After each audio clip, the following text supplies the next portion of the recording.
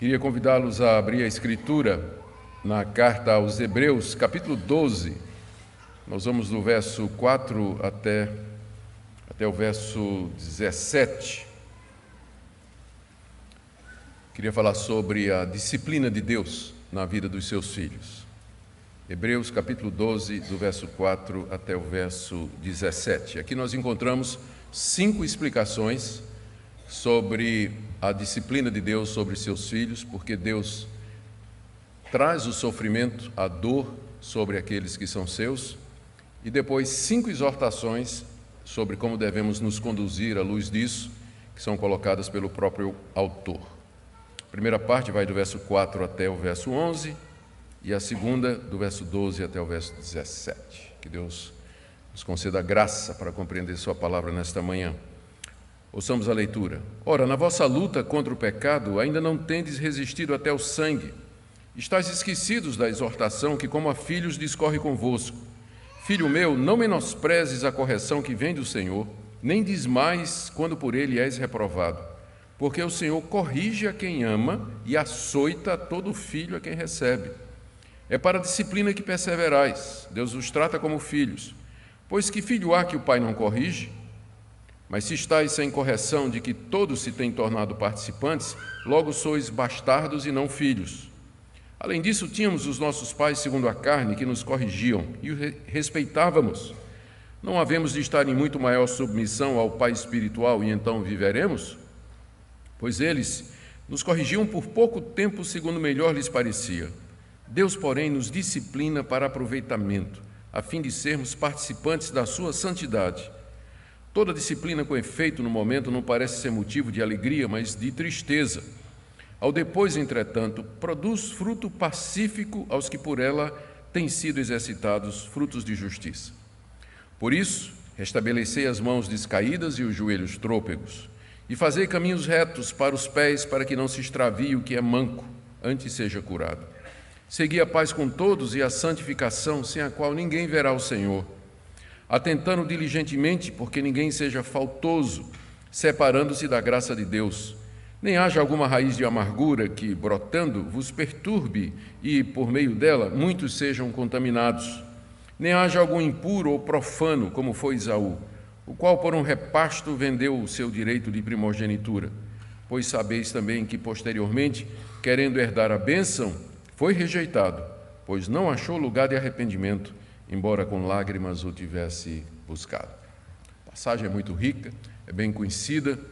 Vamos orar para que o nosso Deus nos dê compreensão dela nessa manhã, fale ao nosso coração de acordo com a necessidade. Ó Deus, Pai eterno, estamos diante agora da Tua revelação escrita e pedimos que a exposição dela seja usada pelo Teu Espírito Santo nos propósitos que o Senhor tem para cada pessoa aqui nesta manhã. Nós acabamos de ler que o Senhor usa os sofrimentos dessa vida como meio de correção e de criação dos Teus filhos. E nós queremos reconhecer que nem sempre estamos dispostos a nos submeter a isso, nem sempre percebemos a Tua mão corretora, paterna, por detrás das dores que nos acometem. Por isso nós pedimos que abras o nosso entendimento nesta manhã. Eu quero orar especialmente por aqueles que estão debaixo da vara da Tua disciplina, daqueles que têm passado por severas provações, por muitos sofrimentos. Oramos também pelos desavisados, ó Deus, aqueles que confundem a falta de sofrimento com o fato de serem Teus filhos, quando é exatamente o contrário. Pedimos que Tua palavra ilumine e esclareça nesta manhã. Em nome de Jesus. Amém. Meus irmãos, a Bíblia, como um todo, como nós sabemos, diz que os sofrimentos que acometem os crentes em Jesus Cristo têm vários objetivos. E nós começamos lembrando que o fato de sermos crentes em Jesus, isso não representa uma espécie de isenção da parte de Deus com relação aos sofrimentos dos quais toda a raça humana participa. Nós sofremos juntamente com os descrentes. Nós somos acometidos de doenças, temos problemas financeiros, problemas de relacionamento, sofremos com família, exatamente como os demais sofrem também. Os sofrimentos que são comuns à humanidade, nós participamos deles também. A Bíblia, porém, diz que Deus usa esse sofrimento na vida do seu povo com um propósito distinto. Para os ímpios, para os incrédulos que rejeitam a Deus, a sua existência, a sua providência, a sua sabedoria, esses sofrimentos são uma espécie de preparação para o juízo final e depois para o sofrimento eterno. Deus já usa esses sofrimentos para tormento e sofrimento dos ímpios, preparando-os para o tormento eterno, que se aproxima com velocidade, está às portas com a vinda do Senhor Jesus Cristo. Entretanto, aquele mesmo sofrimento que para o ímpio representa já o juízo de Deus, para nós representa a correção de um Pai que nos ama e que quer o melhor para nós. O grande segredo aqui nesse mundo é você perceber isso, é você entender isso e você viver de acordo com isso. A Bíblia nos diz, então, que o alvo de Deus com o sofrimento aqui é desapegar os nossos corações das coisas desse mundo. Nosso coração é idólatra. Calvino se refere ao nosso coração como sendo uma fábrica de ídolos. Sempre estamos colocando alguma coisa no lugar de Deus e Deus sempre está vindo atrás para derrubar. Você levanta, Ele derruba. Você elege uma pessoa, uma coisa, uma propriedade, uma atividade como sendo aquilo que lhe dá razão e motivo para a sua existência, porque Deus lhe ama, Ele vem e tira isso de você. Você não entende isso, você acha que Deus é injusto, mas Ele está fazendo isso para o seu bem. Ele quer desapegar o seu coração de outra coisa que não seja Ele. Deus deseja fazer você ansiar pelo mundo vindouro, porque quando você está muito confortável aqui, você não aspira a chegar lá no reino celestial. Eu tive esse fim de semana em Franca, no interior de São Paulo, é uma cidadezinha que fica perto da fronteira com Minas Gerais. Então, para você ir para São Paulo, vindo de Minas, você passa pelo caminho de Franca. Aí os moradores de Franca estavam brincando comigo, dizendo que o pessoal faz brincadeira com o pessoal de Franca, dizendo que é mineiro cansado.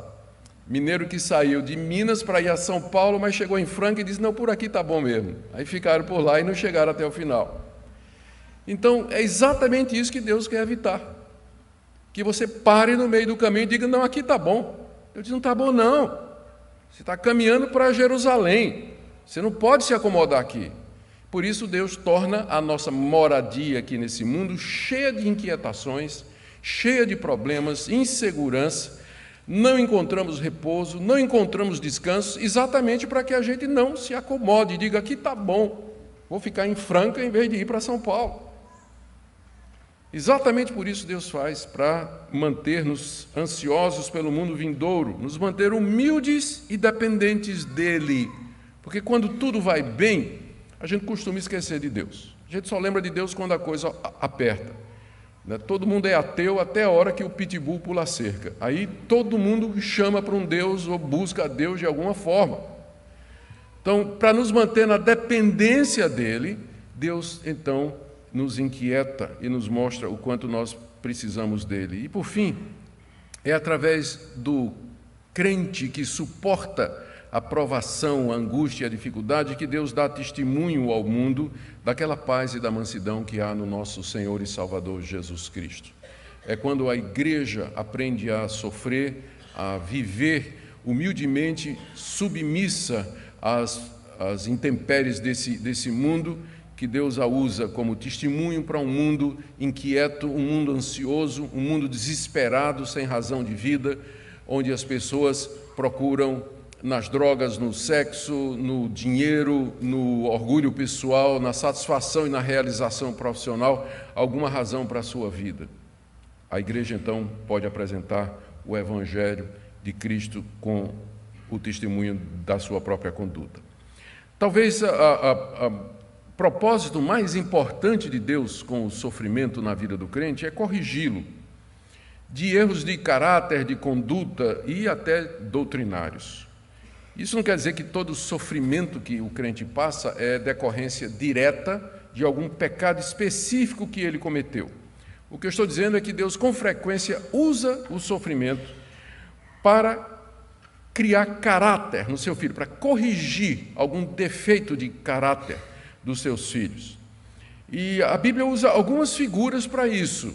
Pedro, por exemplo, ele gosta muito da figura da fornalha e do fogo. Nas duas cartas que ele escreveu, ele emprega essa metáfora para dizer que, da mesma forma que o ourives prova, testa, purifica o ouro através do fogo, assim também Deus purifica, prova e testa a nossa fé através da fornalha do sofrimento. Pedro usa essa figura da fornalha para transmitir essa ideia de que Deus, através dos sofrimentos, nos depura de todas as imundícies ou materiais estranhos que porventura tenham se apegado à nossa fé e à nossa conduta. Mas uma outra figura, e essa é particularmente querida do autor de Hebreus, é de um pai que corrige os seus filhos, que é exatamente o ponto aqui da passagem que eu li para vocês. Da mesma forma que um pai que ama seu filho o corrige e o disciplina para o bem dele, Deus faz a mesma coisa com os seus filhos. E essa é a razão, uma das razões pelas quais os sofrimentos nos chegam. Em outras palavras, o que o autor dos Hebreus, da carta aos Hebreus, deseja é que seus leitores deveriam ver as perseguições, as angústias e os sofrimentos que eles estavam passando como correções do Pai Celestial. Esses destinatários dessa epístola eram judeus que haviam se convertido ao cristianismo, mas que estavam sofrendo muitas ameaças e pressões dos seus patrícios para abandonar o cristianismo e voltar para o judaísmo. Nós sabemos que no início da igreja cristã essa pressão era muito grande. Os primeiros perseguidores dos cristãos foram exatamente os judeus, que da mesma forma que tinham rejeitado e perseguido Jesus em Jerusalém, estenderam essa perseguição aos discípulos de Jesus ali na região da Palestina e por todas as províncias do Império Romano. Os judeus insistiam que Jesus era um falso profeta, que ele não era o Messias, que a fé cristã era uma negação da religião que Deus tinha revelado a Moisés e que, portanto, eles estavam fazendo um favor a Deus, extirpando da raça humana e do mundo aqueles que se declaravam discípulos do Nazareno. A pressão era muito grande, especialmente para os judeus que tinham crido no Evangelho. Havia pressão da mulher, havia pressão da sinagoga que ele frequentava, havia pressão dos familiares, havia pressão dos amigos, havia pressão no trabalho, de todas as partes havia essa pressão. O autor dessa carta, que nós não sabemos quem é, alguns dizem que é o apóstolo Paulo, e é o candidato mais provável, embora não tenhamos evidência suficiente para afirmar sem reticências, mas o autor dessa carta a escreveu exatamente com o objetivo de parar a apostasia, de evitar que os crentes judeus abandonassem a Cristo e voltassem para a antiga prática do judaísmo. E ele faz isso de diversas maneiras. Ele compara Cristo com Moisés e mostra a superioridade de Cristo, compara Cristo com os anjos, ele compara Cristo com o sacerdócio levítico, ele diz que Cristo é de uma ordem diferente de sacerdote, a ordem de Melquisedeque, ele faz diversas advertências sobre a apostasia, a mais importante é aquela do capítulo 6, que se você foi iluminado, se você teve conhecimento da verdade e voltou atrás, já não resta mais perdão ou arrependimento para os seus pecados. E agora nós chegamos nesse capítulo onde a tática dele, a estratégia dele é dizer: essas perseguições que vocês estão passando, elas não são motivo de desânimo para vocês. Pelo contrário, elas são uma prova de que vocês são filhos de Deus. Porque qual é o pai que não corrige seus filhos? Eu sei que esse argumento tinha muita força naquela época, né? Hoje em dia, se eu disser aqui qual é o pai que não corrige seu filho, vai levantar uns 300, né? Pai que não corrige mesmo, deixa a criança à vontade. Mas naquela época os pais costumavam corrigir os seus filhos. Por isso o argumento é válido, né? Qual pai que não corrige seu filho? Ora, o Pai Celestial também vai fazer a mesma coisa.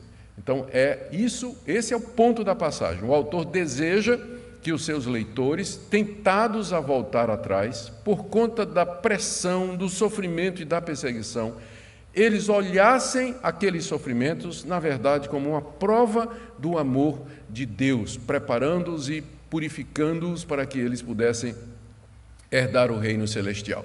E no caminho, então, além de explicar isso, o autor da carta traz algumas advertências e orientações práticas que nós veremos, se o tempo de fato permitir.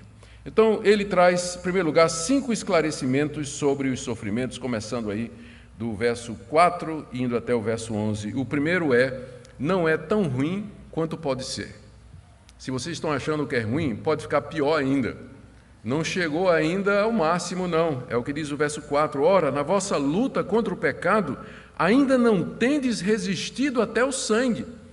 Eles estavam sendo ameaçados, assediados, talvez pela polícia local, seus bens tinham sido arrestados, mas ainda não tinha começado o martírio. Não havia ainda morte, o Império Romano ainda não tinha começado a matar os cristãos jogando-os na arena. Então, o autor da carta aos Hebreus está dizendo, vocês ainda não resistiram até o sangue, quer dizer, vocês ainda não provaram a sua fé, pagando-a com a própria vida. Vocês ainda não derramaram sangue por ser cristãos. Vocês perderam suas propriedades, perderam a liberdade, perderam o emprego, mas não perderam a vida ainda. Então não é tão ruim como vocês acham que está. Pode ficar pior. Na luta contra o pecado aqui é o pecado da apostasia, de voltar atrás, de abandonar Jesus Cristo. Na luta contra o pecado, vocês ainda não resistiram até o sangue. Vocês não chegaram a Deus ainda não pediu o sangue de vocês. Como pediu, por exemplo, aos heróis da fé. Capítulo 11, pouquinho antes, descrevendo os heróis da fé do Antigo Testamento, olha o que o autor de Hebreus diz a partir do verso 35. Alguns foram torturados, não aceitando o seu resgate para obter superior ressurreição. Outros passaram pela prova de escárnios, açoites, algemas e prisões, verso 37, foram apedrejados, provados, cerrados pelo meio, mortos a fio de espada, andaram peregrinos, etc, etc. Os heróis da fé do capítulo 11, que são aqueles crentes do Antigo Testamento, eles pagaram com o sangue, pagaram com sua vida a sua esperança em Deus e no mundo vindouro, mas os leitores dessa carta ainda não. O próprio Jesus tinha chegado, que é o que vem bem antes, capítulo 12, de 1 a 3, o autor está falando, olha para Cristo, que na cruz sofreu tamanha oposição dos pecadores, e vocês estão reclamando de quê?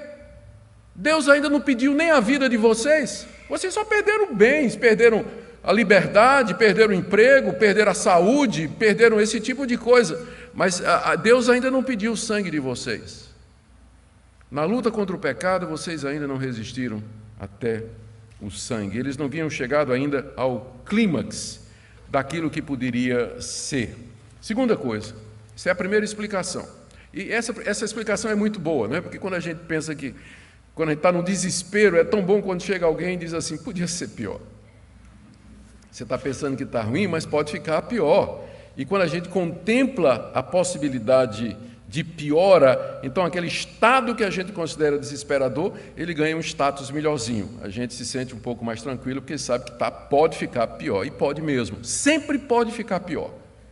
Então vocês não resistiram ainda. Brasileiros, nós, aqui, nós ainda não resistimos contra o pecado até o sangue. No Brasil tem liberdade de religião, nós não temos que pagar com nossa vida por sermos cristãos. Então para de reclamar, irmão.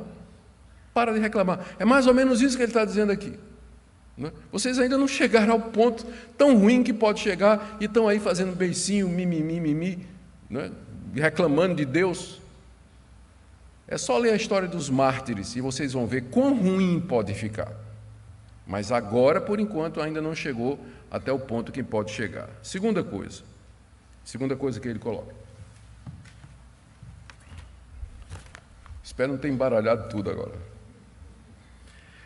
Eles deveriam ver os sofrimentos como realmente a disciplina paternal de Deus, versos 5 a 6. Eles, como judeus que eram, eles conheciam bem o Antigo Testamento e, particularmente no livro de Provérbios, tem uma passagem, Provérbios capítulo 3, verso 11 a 12, que diz que Deus castiga e corrige os seus filhos a quem ama e recebe. Salomão escreveu isso, está lá no livro de Provérbios, e vários salmos dizem a mesma coisa. Os profetas também se referem à nação de Israel como sendo filhos de Deus que são disciplinados por Deus. Os recipientes dessa carta eram judeus, conheciam o Antigo Testamento, e eles sabiam que essa verdade já havia sido ensinada no Antigo Testamento. Por isso ele diz assim, verso 5, vocês estão esquecidos da exortação que, como a filhos, discorre convosco.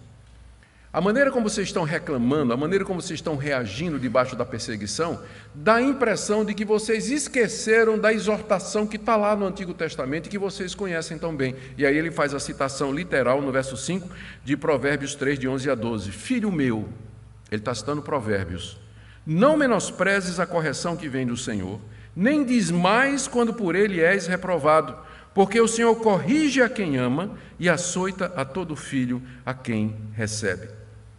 Eles tinham esquecido Provérbios, eles não se lembram. Aqui é um exemplo de como as pessoas podem conhecer a Bíblia, mas não colocá-la em prática. Todos eles conheciam essa passagem do livro de Provérbios, eram os judeus desde cedo decoravam a Bíblia toda. Eles sabiam daquela passagem, mas na hora da perseguição, eles estavam vacilando, estavam reclamando, estavam pensando em voltar atrás.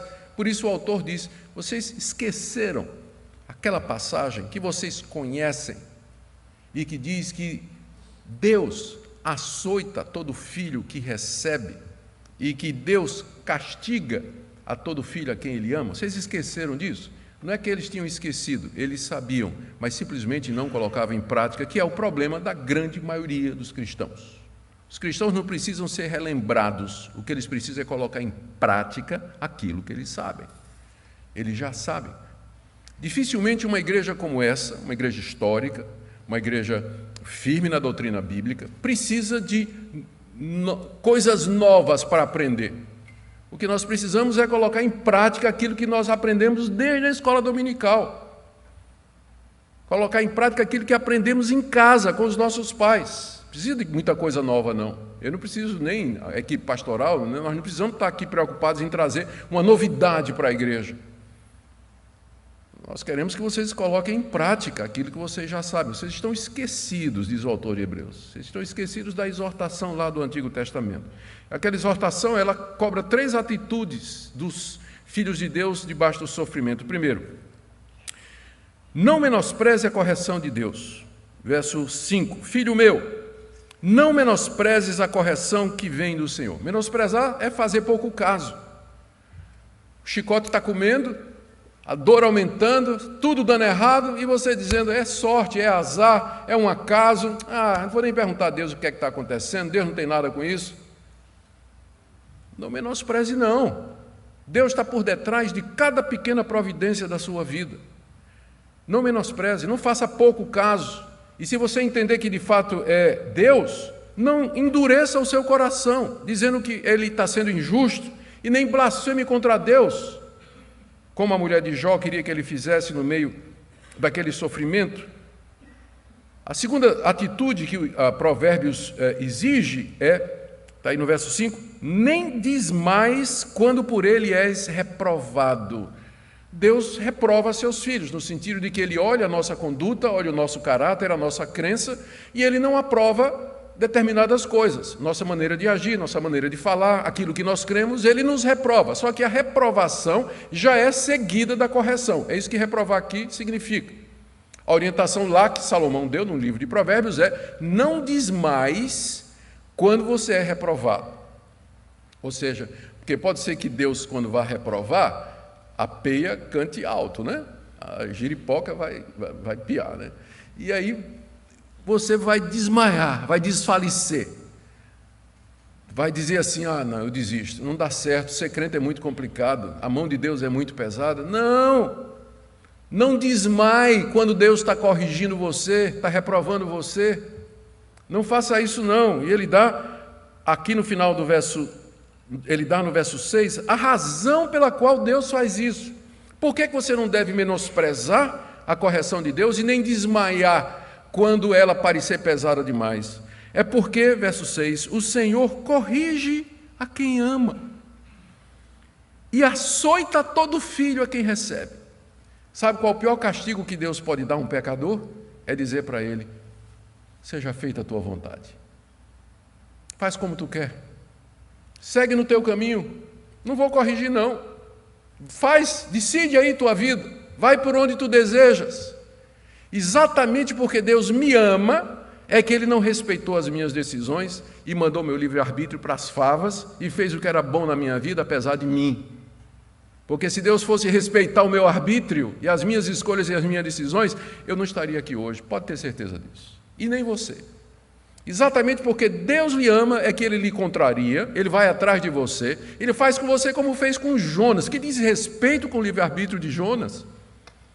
Jonas escolheu ir para Tarsis, quando ele podia escolher ir para Nínive.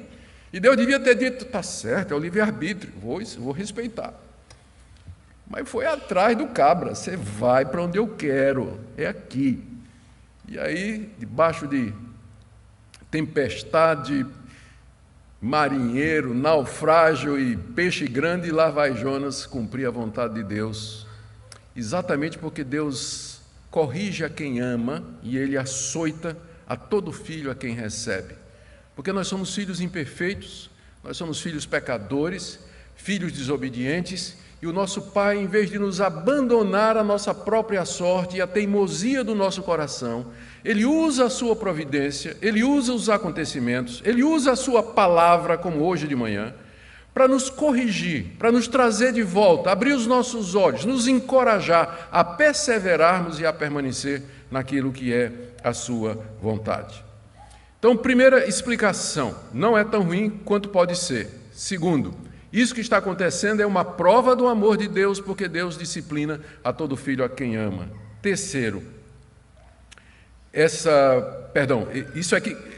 o segundo ponto é, vocês deveriam ver o sofrimento como disciplina paterna, e aí ele desenvolve isso no terceiro ponto, de 7 a 8, de que a correção é exatamente a evidência da salvação. Existe uma discussão muito grande sobre certeza de salvação, sempre houve na história da igreja. Como é que uma pessoa pode saber que ela é salva? Como é que ela pode saber que ela está entre o número dos eleitos ou ela faz parte dos filhos de Deus? Há muitas evidências que a Bíblia fala. Primeiro, você tem que crer no Senhor Jesus como seu Senhor e seu Salvador. Segundo, você tem que ver sinais de santificação, de mortificação do pecado na sua vida, porque você recebeu o Espírito Santo. Portanto, a presença dele deve fazer alguma diferença na sua vida. Terceiro, há aquele convencimento íntimo que Deus nos dá de que nós de fato pertencemos a Ele, que Paulo refere em Romanos capítulo 8, que o Espírito Santo dá testemunho ao nosso espírito que nós somos filhos de Deus. Mas há uma quarta evidência na Bíblia de que a pessoa é salva, que são as provações, que são os sofrimentos por causa de Cristo ou em decorrência do Evangelho, que é exatamente o que o autor de Hebreus faz aqui, a partir do verso 7 e 8. Ele diz que essa disciplina de Deus é aquilo que todo pai normalmente faz com o filho a quem quer bem e a quem planeja deixar a sua herança. Verso 7, é para a disciplina que perseverais. Deus nos trata como filhos. Pois que filho há que o pai não corrige? Mas se estáis sem correção de que todos se têm tornado participantes, logo sois bastardos e não filhos. O que o autor aqui está dizendo, que o alvo de Deus é o que ele chama de disciplina, verso 7, é para a disciplina que perseverais. A disciplina aqui é usada não agora no sentido do castigo em si, mas do efeito que o castigo produz. A disciplina visa produzir disciplina. Deus nos disciplina para que tenhamos uma vida disciplinada, domínio próprio, paciência, humildade, gentileza, perdão, tudo isso é uma vida disciplinada, mas ela só vem pela disciplina. É para a disciplina que perseverais. Perseverar é você continuar crendo em Deus, apegado a Deus, mesmo quando o pau está cantando. Você se assegura, você pega em Deus e diz, é isso mesmo, meu pai, eu preciso, corrige, Senhor, não com tanta força, que eu aguento pouco, mas me corrija. Né? Pode ir, mas eu sei que o Senhor faz isso porque... Então, é isso que é perseverar. E eu persevero porque eu sei que no final o resultado vai ser uma vida disciplinada. É para a disciplina que você persevera.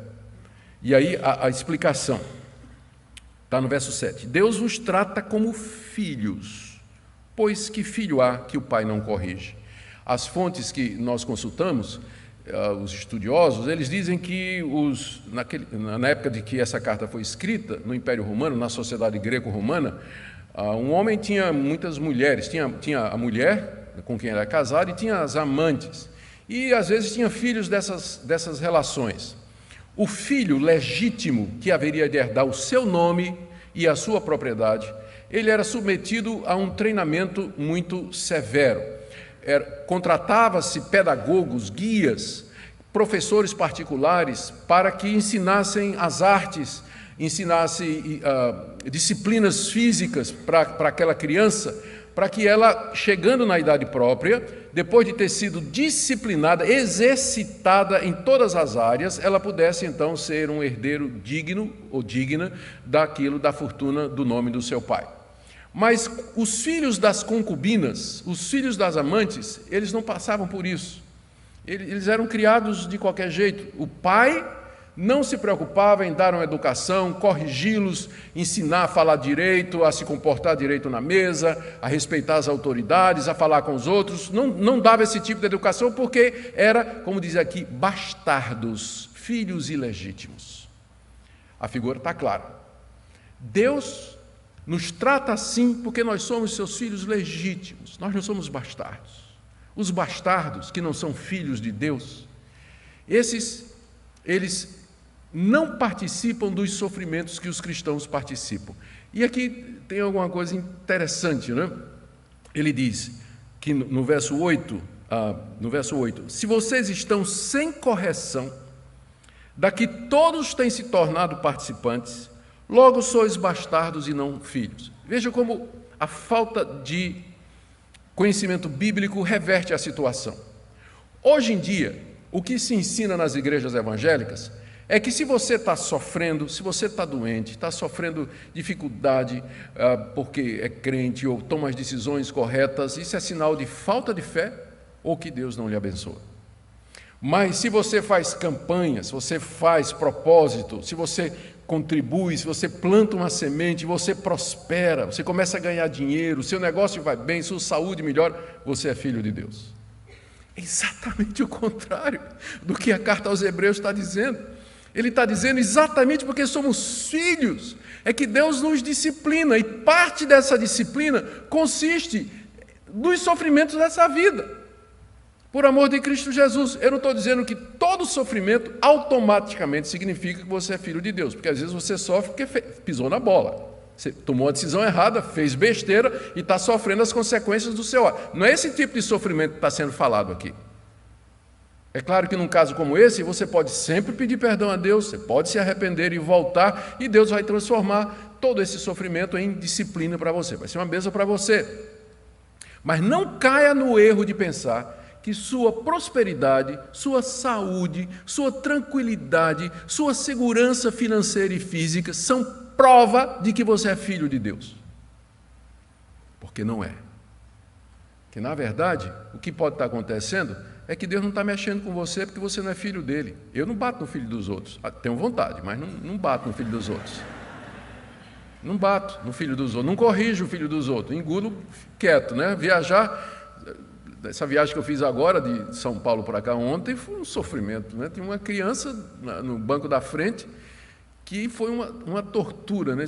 Pensa numa vergonha alheia, passar vergonha pelos pais. A criança mandava em tudo. Senta, menino, não sento. Bota o cinto de segurança, não boto. Tinha que chamar a comissária de bordo para tomar uma providência e tudo mais. Né? Minha vontade, não vou dizer qual era a minha vontade, não. Mas eu não posso fazer nada, não é meu filho. Não é meu filho.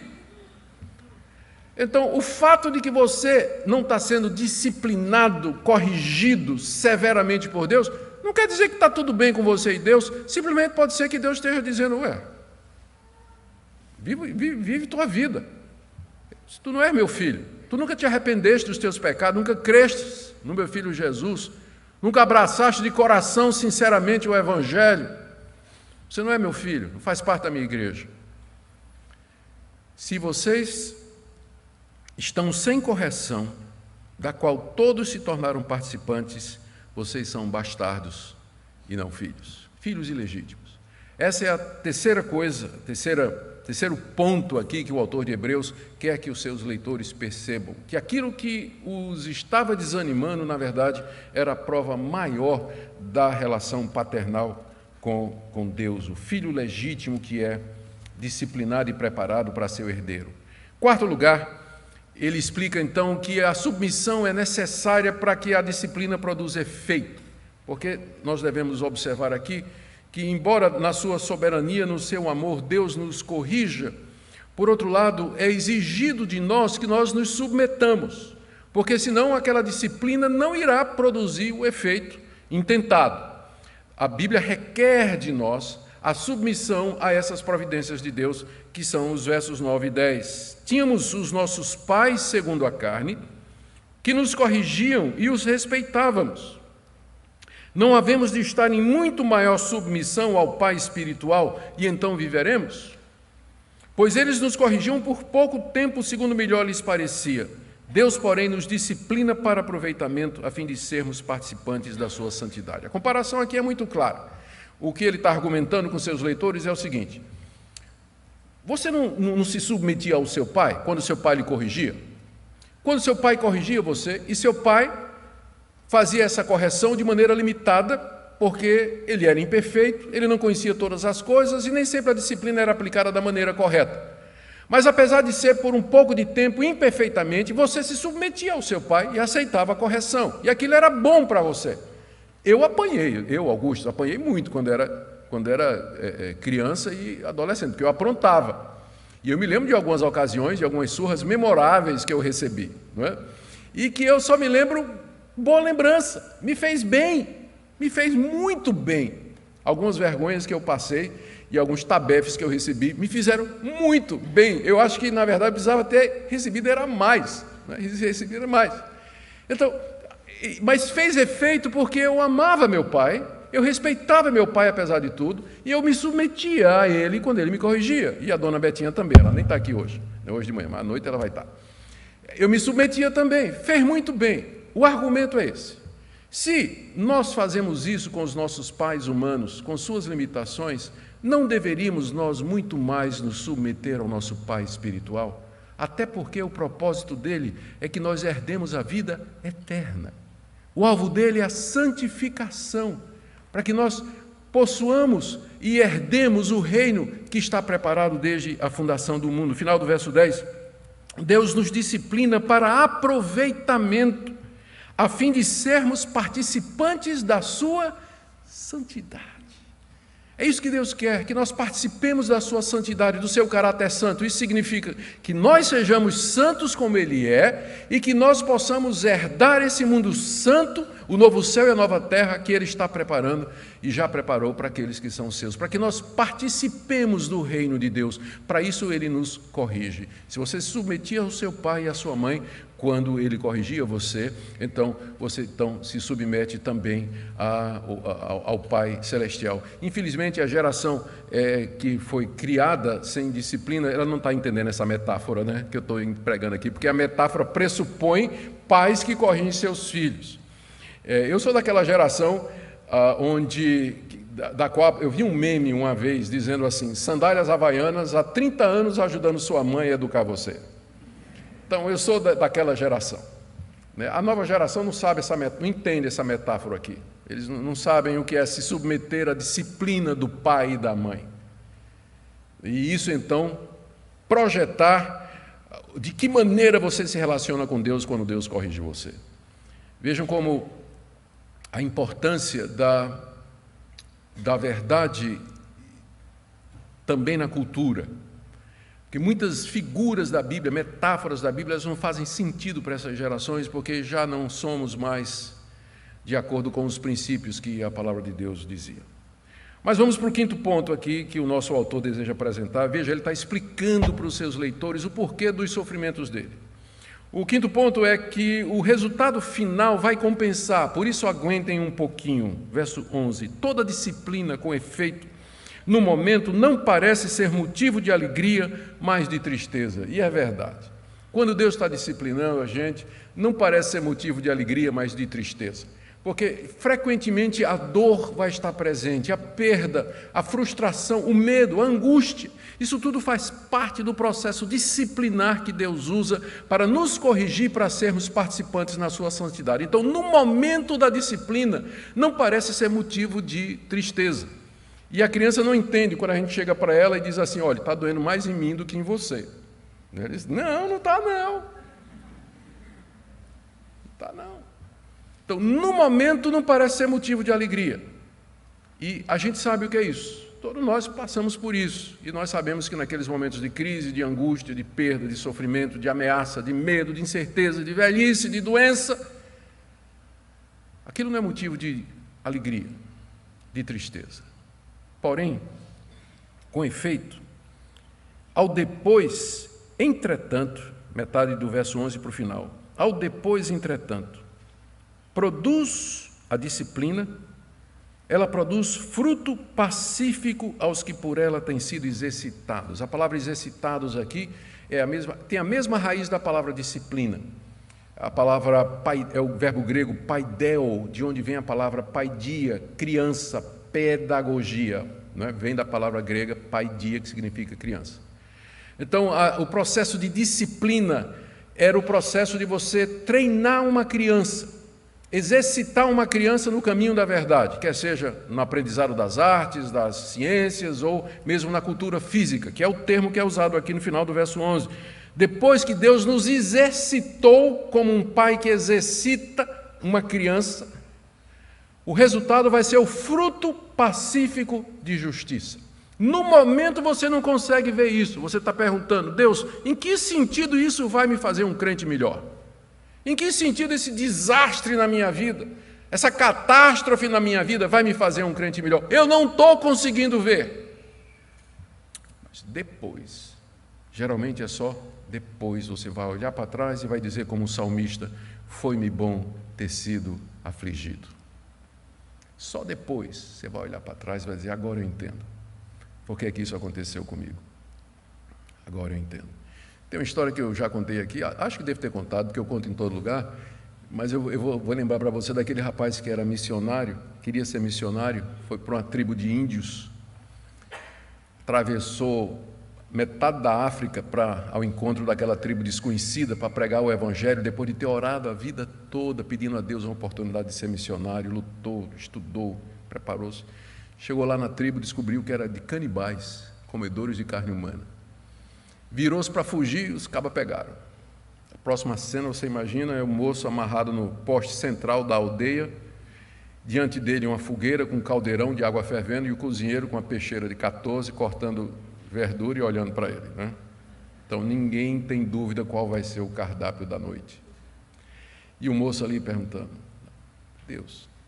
E de repente o chefe da tribo ele tem uma inspiração. Aí chama o cozinheiro e diz, ô cozinheiro, tira um pedaço da carne dele aí para eu ver se é boa. O cozinheiro se aproximou assim, vou tirar da panturrilha, tirar da batata da perna.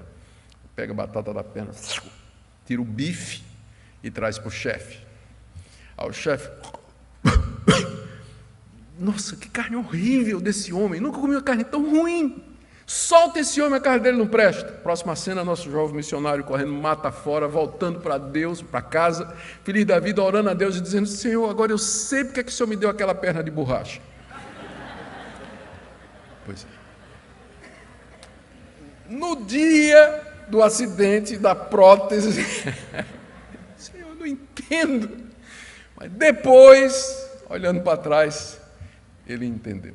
Muita coisa na vida da gente só vai fazer sentido depois. E algumas vezes nunca. Você vai morrer com aquele mistério. Quando Deus apraz, Ele mostra e revela e ensina qual o propósito dele com o sofrimento, mas você já pode ter certeza, sem revelação especial ou profecia, que o propósito de Deus com o sofrimento na sua vida, embora no momento seja a ocasião de tristeza, no final vai produzir alegria, fruto pacífico, àqueles que são exercitados por Deus.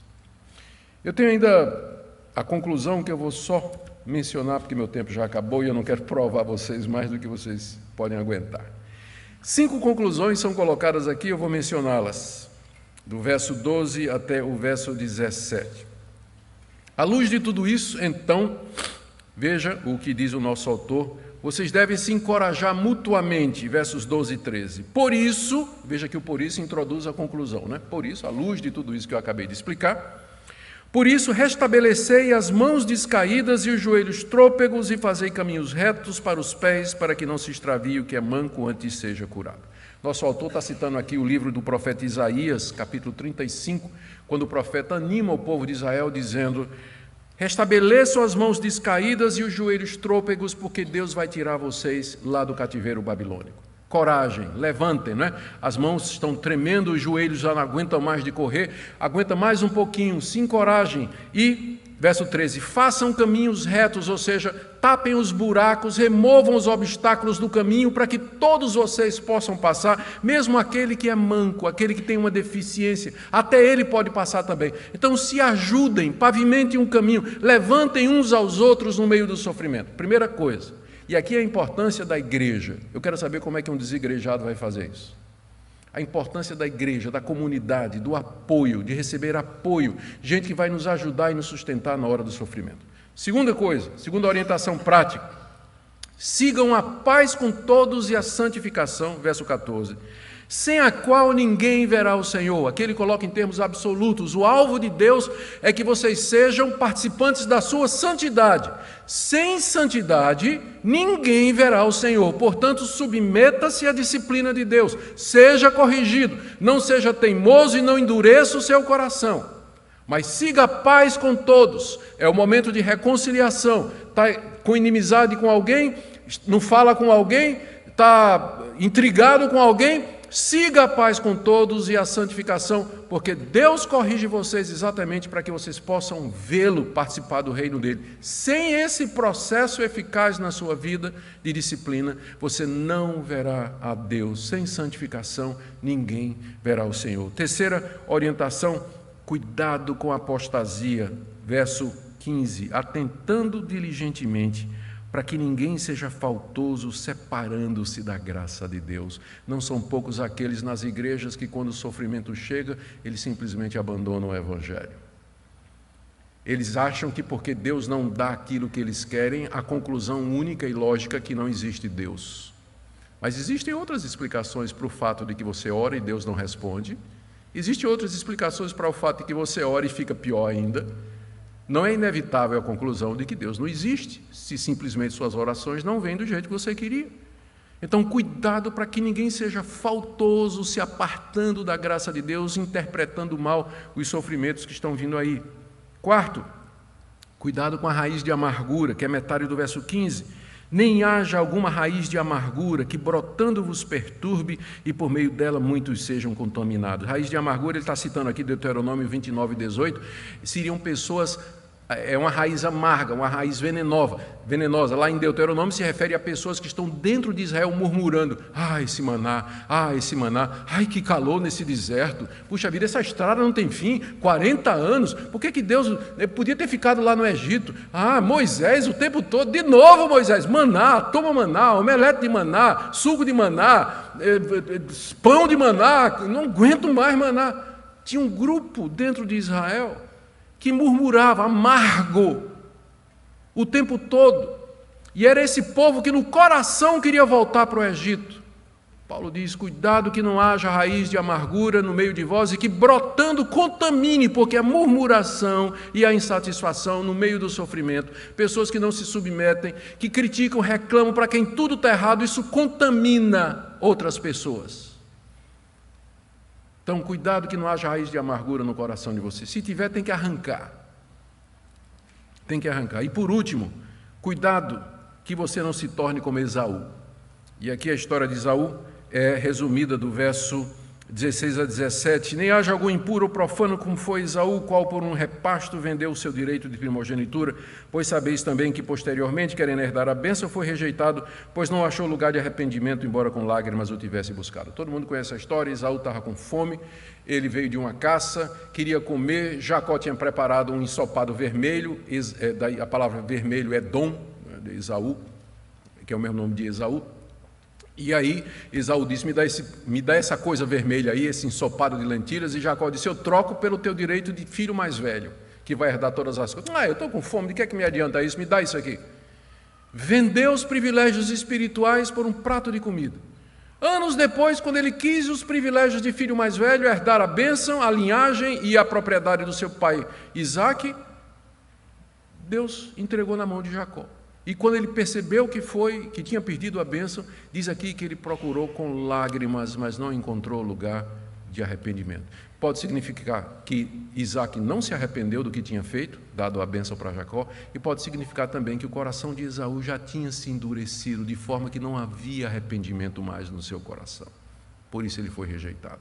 De tantos anos, ele rejeitando as coisas de Deus, quando chegou o momento, não tinha mais arrependimento. Ele não conseguia mais se arrepender. Que exortação solene.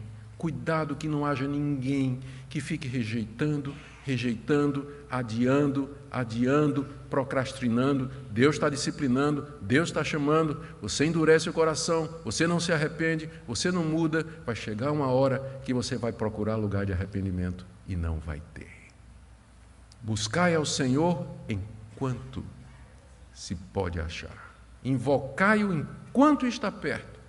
Eu termino com alguns conselhos práticos. Primeiro, confesse seus pecados a Deus. Se você está passando por um momento desse, se a catástrofe chegou, se a dor veio, faça um inventário espiritual. Levante a sua vida o histórico. Deus, o que particularmente o Senhor está querendo corrigir?